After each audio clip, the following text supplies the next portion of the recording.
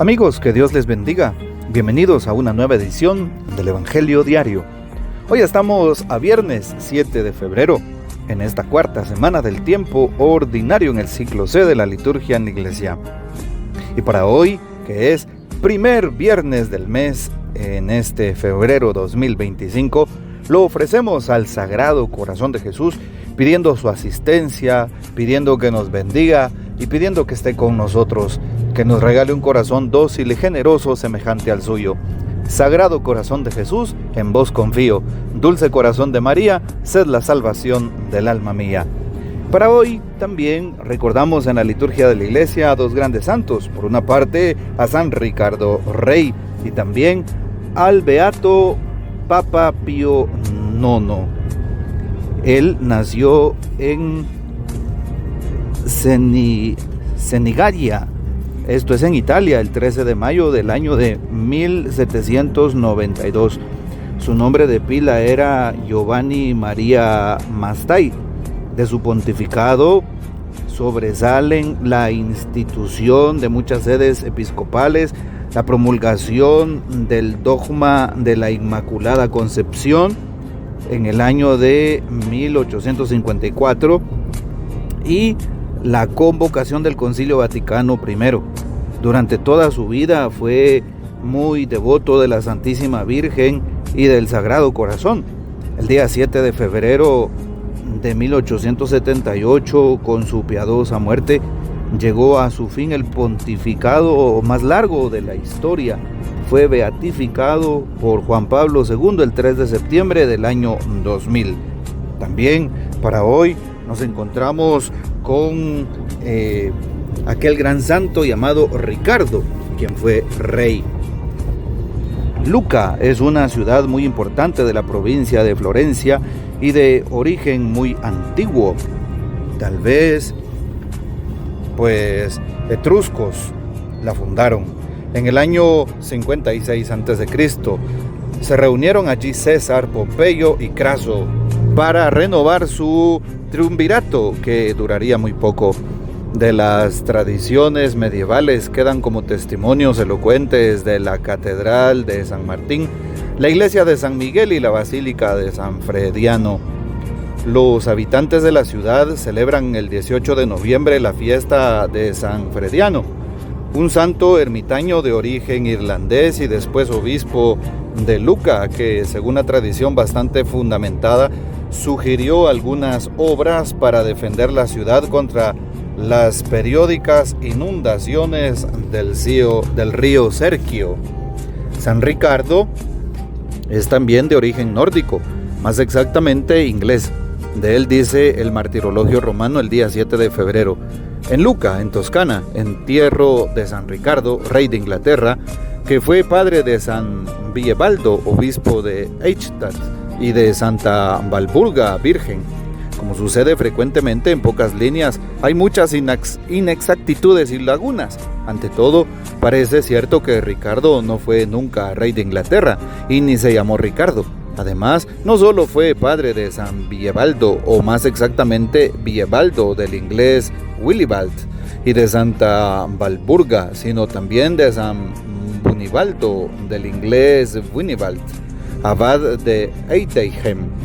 Hacia el año 720, según una narración posterior de Ugeburg, monja de Hidehim, Villebaldo, 20 años, y Bunibaldo, 19, salieron con el padre de Inglaterra hacia Roma a venerar las reliquias de San Pedro y San Pablo y continuar luego hacia Tierra Santa.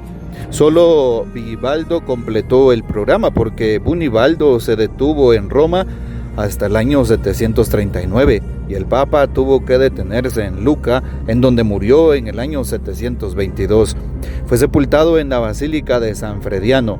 La historia de los dos hermanos, a la que se añaden la hermana Walburga y otro hermano, cuyo nombre se ignora, continuó con su estrecha y eficaz colaboración con San Bonifacio, apóstol de los germanos, festejado el 5 de junio.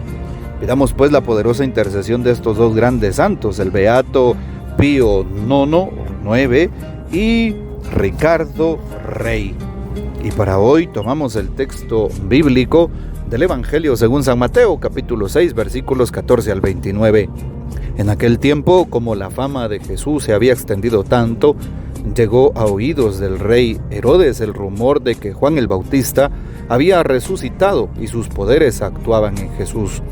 Otros decían que era Elías y otros que era un profeta, comparable a los antiguos, pero Herodes insistía: es Juan a quien yo le corté la cabeza y que ha resucitado. Herodes había mandado apresar a Juan y lo había metido encadenado en la cárcel. Herodes se había casado con Herodías, esposa de su hermano Filipo, y Juan le decía: no te está permitido tener por mujer a la esposa de tu hermano. Por eso Herodes lo mandó encarcelar. Herodías sentía por ello rencor contra Juan y quería quitarle la vida, pero no sabía cómo, porque Herodes miraba con respeto a Juan, pues sabía que era un hombre recto y santo y lo tenía custodiado. Cuando lo oía hablar quedaba desconcertado, pero le gustaba escucharlo. La ocasión llegó cuando Herodes dio un banquete a su corte, a sus oficiales y a la gente principal de Galilea, con motivo de su cumpleaños. La hija de Herodías bailó durante la fiesta y su baile les gustó mucho a Herodes y a sus invitados. El rey le dijo entonces a la joven: pídeme lo que quieras y te daré, y yo te lo daré. Y le juró varias veces: te daré lo que me pidas, aunque sea la mitad de mi reino. Ella fue a preguntarle a su madre: ¿qué le pido? Su madre le contestó: la cabeza de Juan el Bautista. Volvió ella inmediatamente junto al rey y le dijo: quiero que me des ahora mismo en una bandeja la cabeza de Juan el Bautista. El rey se puso muy triste, pero debido a su juramento y a los convidados, no quiso desairar a la joven, y enseguida mandó a un verdugo que trajera la cabeza de Juan. El verdugo fue, lo decapitó en la cárcel, trajo la cabeza en una bandeja, se la entregó a la joven y ella se la entregó a su madre. Al enterarse de esto, los discípulos de Juan fueron a recoger el cadáver y lo sepultaron. Palabra del Señor. Gloria a ti, Señor Jesús. Bueno, hoy es muy importante darnos cuenta de lo que el texto nos manifiesta. Algunos personajes como el rey Herodes, Juan el Bautista, ¿sí? Herodías y pues los convidados a aquella fiesta.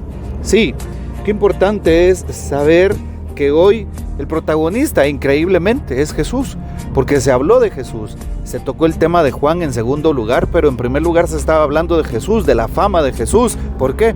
Porque Jesús hablaba con autoridad, hacía milagros, Jesús predicaba el reino y pensaron que era Juan el Bautista el que había resucitado. Y así viene la segunda parte de este relato, que es sobre San Juan. Y nos damos cuenta cómo el lugar actual en donde San Juan murió se llama Maqueronte. Es justamente un lugar que queda al sur, ¿sí? Es un lugar que queda al sur del Mar Muerto, justo frente a las costas, por así decirlo, de este mar salado, ¿ya? Qué interesante, porque queda allá en Jordania, en la parte de Jordania queda Maqueronte, en una montaña estrecha, que por cierto no era un palacio tan grande, tenía, considero, pues unos 300 metros cuadrados posiblemente, ¿sí?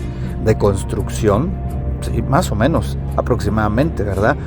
Y esto significa que era un lugar verdaderamente pequeño, pero que fue un lugar en donde pues decapitaron a Juan el Bautista, lo martirizaron. Y Juan el Bautista, con esa serenidad, con esa fe puesta en Dios, con esa confianza. Ojalá que en los momentos difíciles de crisis también nosotros tengamos esa confianza puesta en Dios como lo tenía San Juan Bautista, evidentemente. Segundo lugar, vemos el corazón de las personas, el corazón de Juan, enamorado de Jesús, enamorado de Dios, enamorado de la fe en el Señor que le proveía. Herodes, pues, bailaba el son que le tocaran. Sí, nos damos cuenta que le tenía respeto a Juan, pero lo tenía encarcelado. Es decir, una contradicción en su manera de ser y de actuar. Y Herodías, pues, llevaba en su corazón odio, llevaba rencor, un corazón que tenía hambre y sed de venganza. Y se cumple esa venganza, pero para gloria y honra de Dios, porque San Juan fue martirizado, San Juan Bautista, pero fue su sangre un semillero de muchos cristianos, evidentemente. Y claro, aquí sobresale el pecado. ¿Cuántas veces se puede vivir en pecado?